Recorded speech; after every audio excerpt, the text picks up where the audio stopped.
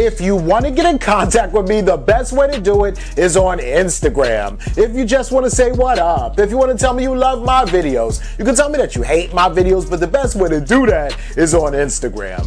Peace, y'all. Jonny Fastlane here. So, Kodak Black gets sentenced to 4 years in prison, and somebody tries to attack Lil Tecca while he's performing.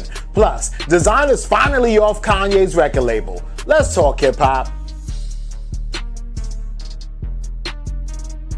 Alright, so the day is finally here, right? So you guys know what happened, right? Basically, Kodak Black got into a bunch of trouble this year with the police, right? You know, a couple of those things were like his bus got raided in Washington, D.C. He was on stage performing, but they did take a couple people into custody. He even got caught coming from Canada because he was basically trying to travel from Detroit to Maine, Boston, and he ended up getting arrested because his GPS took him through Canada and back out, and then when he tries to come back into the US, they found guns in his car, right? But another thing that also happened is that apparently he falsified some documents when he was buying some guns in Florida, right? And the whole situation is the reason why he even, you know, falsified the document or wasn't allowed to buy guns in the first place is because he has a pending case in South Carolina, right? So whoever has a pending case, that's Florida state law, they're not allowed to purchase firearms, right? So it's not like Kodak Black got caught with a gun on him that time.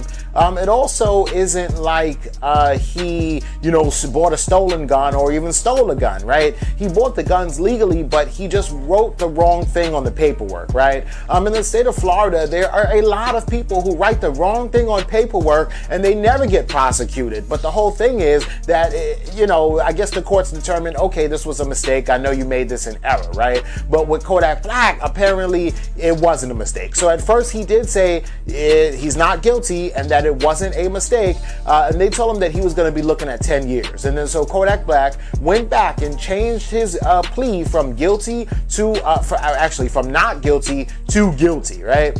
When he changed his plea to guilty, then they said, okay, cool, so we're going to avoid the trial and we'll just give you your sentencing date on November 13th, right? Which happens to be today, right?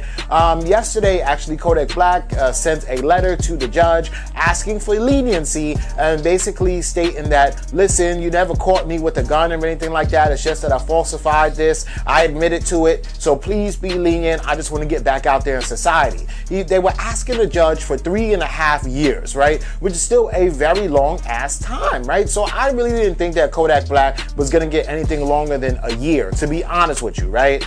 And when they said when Kodak Black asked the judge to be lenient and just give him 3.5 years, I'm like, wow, so Kodak really thinks he's going down, right? Anyway, today the sentence came out only about like an hour ago, and yeah, man, they sentenced Kodak Black to 3 years and 8 months in a federal prison in Florida, right? So that right there is basically 4 years, right? A couple months less than 4 years, right?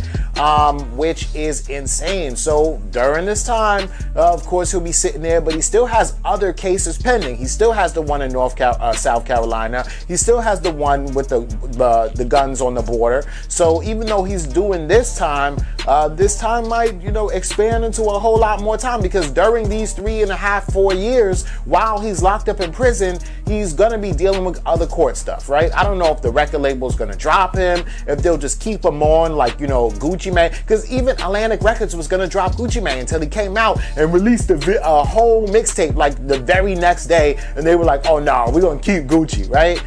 So I don't know what's happening, right? But it's kind of sad because it's like, yo, this is Kodak Black, and on some real shit, I just kind of want him to be out here chilling and doing his music. But, you know, nobody told him to do any of this, and it was him that did it, right? Of course, you know, he's received death threats. Of course, he was paranoid for his own life. Of course, if you look at what happened to YBN, Almighty J, and Nipsey Hussle, when people would just try to get clout off of doing something crazy to a rapper, then you understand why he was traveling around with guns. But, you know, whatever, right? Anyway, let me know what y'all think about this in the comments.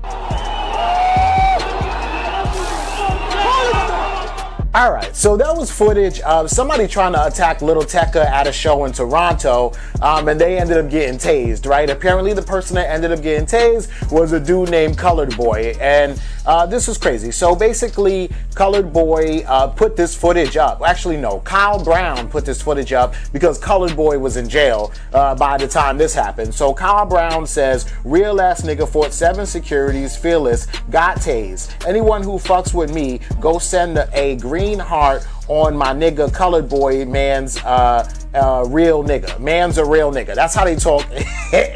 Man's them, whatever, right? Free CB, right? So the whole situation is that I guess Colored Boy and Lil Tecca had been arguing over social media, right? And these dudes are from Canada. You know Lil Tecca's from New York, right?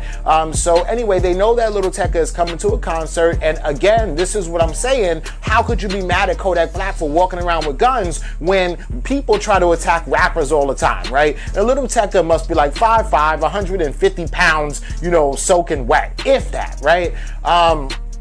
So anyway, these dudes tried to attack Lil Tecca as he was like coming off stage or whatever like that. Well, really not a bunch of dudes, but really just Colored Boy. I guess he wanted to square up a one-on-one, which is also, you know, fair game. It's not like we try to jump you. It's not like I put the pistol to you. I'm saying let's fight one-on-one, right? And of course, Colored Boy was there with his homeboy Kyle Brown, who was taking all the footage and ended up taking footage of his friend getting tased and not a fight with him and Lil Tecca, right? So after that, the whole thing is that, of course, Colored Boy got arrested, but that didn't stop Kyle Brown from like going on social media and just basically taunting Lil Tecca, right? So basically he says, respect, loyalty means the most, and Tecca was out of line. Free CB, Colored Boy, right? He also says, free Colored Boy, Lil Tecca is a bitch and can't fight one-on-one. Colored Boy, a real ass nigga, fighting security. Tecca, you a bitch, right? As he takes a picture of the vehicle that they took Colored Boy in, right? So I'm sure that Colored Boy is probably gonna, I don't know how the laws work in Canada, but if this was the US, Colored Boy would be out of jail already because you got tased by some security officer and you tried to fight somebody, right? I mean, it's nothing really that big, but I don't know if Colored Boy's out of jail right now or not, right? But hey, that's what's going on, and good thing that Lil Tecca is okay, right? Let me know what y'all think about this in the comments. This is good, I guess, right? I mean, well, it is good, right? Because Desiigner over the years has expressed how much he does not want to be on Good Music anymore. Good Music is Kanye's record label. He's the CEO, right? And before I did this story, which I'm doing it right now, but the other day I was just doing research on Kanye because, you know, that's what I do. Plus I'm coming out with another video that's strictly about like 5 things you probably didn't know about like Kanye West, right? And as I was doing that, I was just kind of looking through like the roster of his record label, Good Music, and everything on there.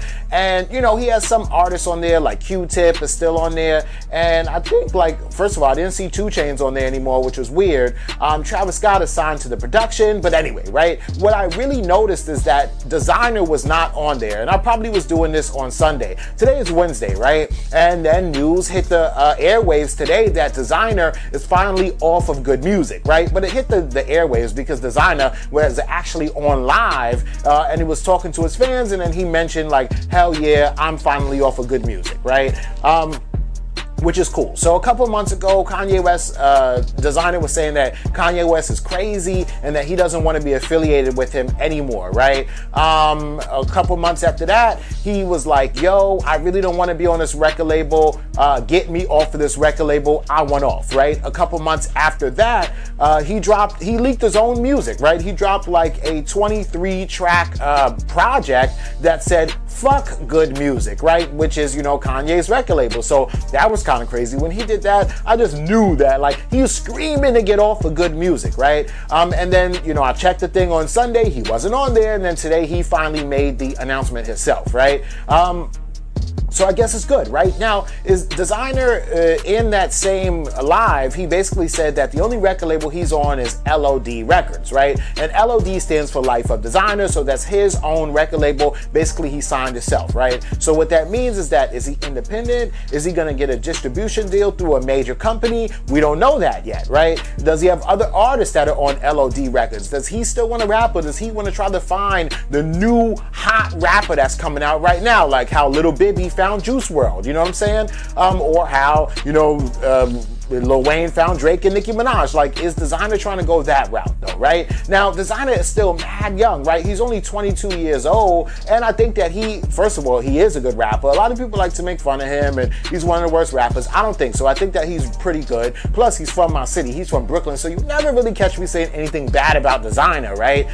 But at the same time, like, where does he go from here? Like, what's the guidance? Like, what's the structure? Now, you got to put your feet to the ground and actually make some moves, and what are those moves gonna be, right?